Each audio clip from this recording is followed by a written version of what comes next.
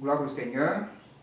C'est la première fois que vous venez dans cette maison de Dieu, Oui. au chemin du ciel. Oui. Vous avez été attiré par un témoignage, le témoignage de l'homme de Dieu Moussé, Oui. le fondateur, Oui. sur YouTube. Oui. Et vous vous êtes retrouvé dans ce témoignage parce que votre quotidien aussi, c'est la même chose. Effectivement.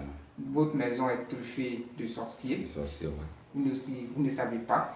C'est ça. maintenant Dieu vous a ouvert les yeux Tout à fait. pour voir comment les choses se sont passées pour que vous vous retrouviez ici. D'accord. Donc, comme je disais, j'ai vu le témoignage de ce fondateur-là et je me suis retrouvé dans son histoire. Dans son histoire. Voilà. Et j'ai décidé de venir ici aujourd'hui. Aujourd'hui. Voilà comment les choses se sont passées. Je me suis retrouvé avec 7 sorciers chez moi à la maison. 7. Vous avez 7. 7. Un bon chiffre spirituel. Ouais. 7 sorciers. 7. C'est vos propres enfants. Parmi les 7, j'ai 2 enfants dedans. 2 enfants et 5 Et 5 qui ne sont pas mes enfants. qui sont venus. Pêle-mêle, comme ça. Frères et sœurs. Voilà. Mais c'est vous qui les hébergez. Mais voilà, ils étaient à la maison.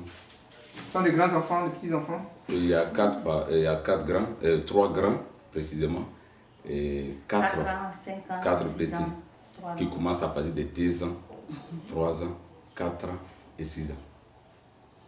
Et ceux-là, ils ont décidé de nous mener la vie dure. Au début, on ne savait pas. Et ils ont commencé à envoûter les gens dans la maison. Jusqu'à ce que le dernier garçon décide comme ça. Parce que chaque fois, il faisait une prière. Il dit, Dieu, vraiment, les choses sont dures chez nous.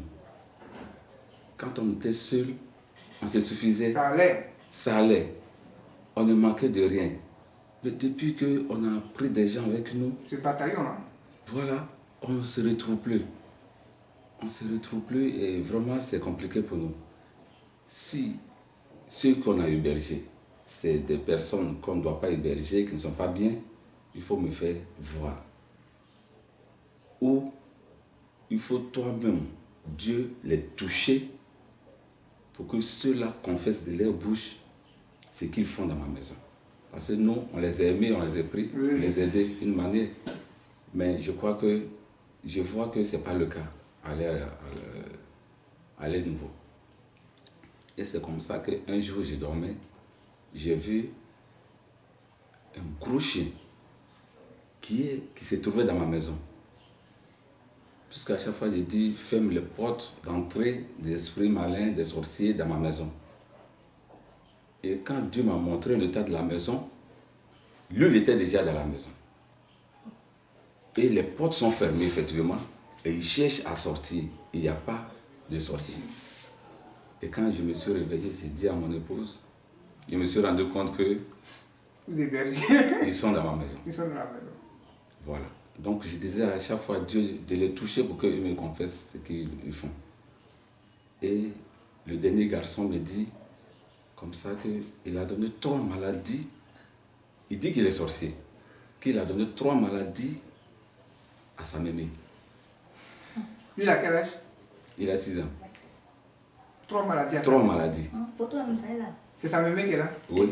Maux de tête, maux de ventre, et puis boutons. Boutons sur le corps. Boutons sur le corps, vous ne pouvez pas la regarder. Elle était remplie de boutons. Et il dit, son eau qu'elle voulait boire, c'est ça, lui, il a envoûté ça. On lui dit, mais pourquoi tu fais ça? Mais allez te chercher au village. Elle t'a mis à l'école. Elle te donne l'argent chaque matin pour aller à l'école. Tu manges, tu es bien traité. Pourquoi est-ce que tu rends Mimi malade? Je vois que c'est ce qu'on lui a dit de faire. Sans titiller. Donc voilà, et c'est ce qu'il a fait. Et on lui a demandé, est-ce que tu peux enlever les boutons? Au début, il ne voulait pas. Et on l'a menacé. Tellement qu'on l'a menacé, il a dit qu'il va enlever les boutons. Et effectivement, il s'est mis devant sa mémé. Il a commencé à tirer les boutons lui-même.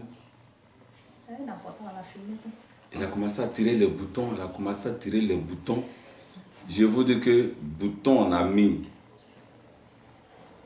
près de 3 à 4 mois pour traiter, qui ne partait pas. En 2 jours, le bouton disparaît.